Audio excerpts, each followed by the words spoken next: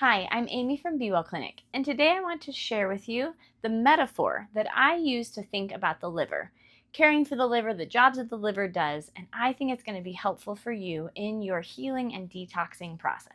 The way that our liver detoxes is blood flow through the liver. But let's first talk about how that blood got to the liver. When the blood leaves the heart, it goes to your legs and then your intestines and then goes to the liver. This is really important because so many things that we pick up that are toxic are actually coming in through our intestines.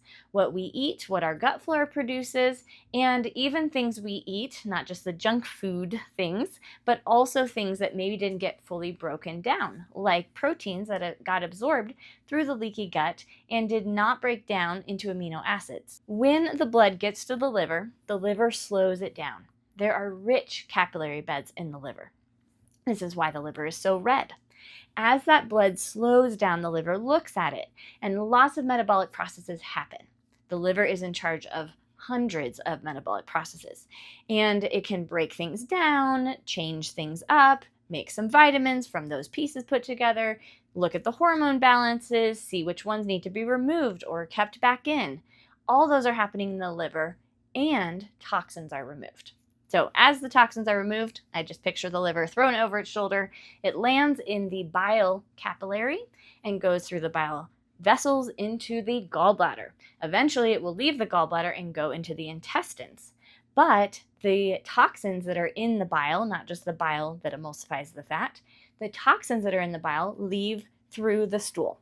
So, full way that we detox through the liver. Blood flows through. The liver capillary bed slows it down. The liver pulls toxins out. The toxins go into the bile, into the gallbladder, and then when you eat fat, it goes into the stool. The bile is largely reabsorbed to be used again, but the toxins stay and you eliminate them into the toilet. Hooray! There can be a breakdown of that process, which we'll talk about, but I also want to talk about now the metaphor part. One of the ways you could think of our liver is like a bucket. The bucket of toxins, and really the bucket that the toxins go into, so you could argue it's the gallbladder, but just go with me. They work the same. We have our toxin bucket, and when the bucket starts overflowing, that's when we get symptoms. So toxin symptoms are toxins that are extra. They're staying in the bloodstream longer than they should. They're going to go to other tissues, maybe your brain, maybe your skin, maybe your joints, and cause issues. A list of toxic symptoms or toxin symptoms would be brain fog, headaches, general achiness. You get sore too long, you're not recovering quickly. You get sore too easily. Your joints hurt. You have skin eruptions, so rashes, acne, breakouts, little spots showing up on your skin. Those are all toxins and showing that your liver is a little behind and the bucket is overflowing. Okay, so what do we do about this bucket? This bucket also has a tube. The tube is your bile duct that goes out into the small intestines. When you eat fat, it empties on a good, healthy person. So if your bile duct gets stuck or sludgy, if you're not eating enough fat, you're going to have issues with that flow happening. So the liver flowing bile to the small intestines needs to be working. This means you need to be eating fat.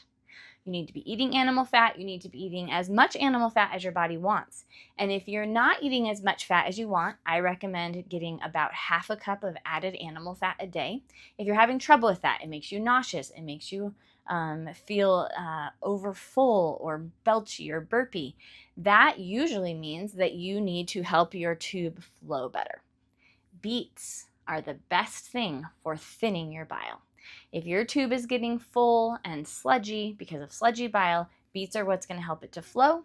Beet kvass is actually even more potent but you can eat beets, juice beets, put beets on your salad, grate them on your salad, cook them with butter, it doesn't matter. Any way that you eat beets is going to help that bile thin and it to flow out. Now we have don't put things in your bucket, right? So if we are keeping the toxins and perfumes and fragrances and junk food and extra sugar and dyes, all of those things are definitely going to help because then your bucket's not going to get as full. But we also put things in our bucket because of our gut flora.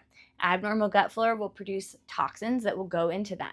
Breaking down cells, if you're replacing new cells, if you're working out too hard all the time and your muscles constantly breaking down and having to rebuild, you are putting more toxins in your bucket. Certain foods, oxalates and salicylates are in different foods that some people are sensitive to. The bucket is getting full. Histamine. Histamine is great for our body. It helps to send signals. It actually helps keep us happy and alert. But if you have too much, you're going to get sneezy, runny nose, and lots of issues. Even mast cell activation syndrome and the different histamine things that keep coming up with new names. All it is your bucket, your liver bucket is overflowing.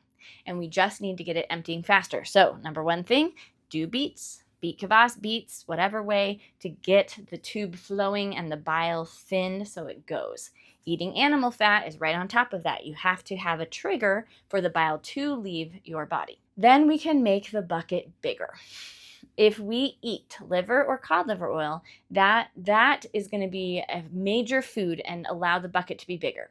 Not literally, your liver doesn't grow. It often actually gets smaller because it's more efficient, but the function of it is increased.